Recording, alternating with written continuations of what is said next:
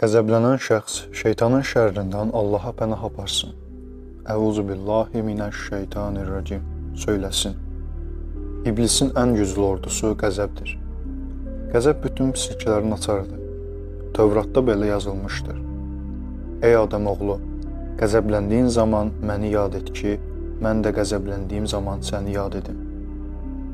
Qəzəblənən şəxs sülh və sevgiyə yol qoymalıdır. Uca Allah buyurur. Sən pisliyi yaxşılıqla dəf et.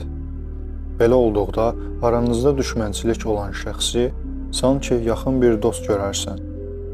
İnsan qəzəblənməməyə səy göstərməlidir ki, nəticədə qəzəbi soyuduqdan sonra zəlil halda üzr istəməli olmasın. Həmçinin qəzəbin özü ilə gətirəcəyi peşmançılıq, intiqam, kədər və qayğıları xatırlasın. İmam Əli əleyhissalam buyurur. Qəzəb sahibini rəzil hala salar, eyiblərini aşkar edər.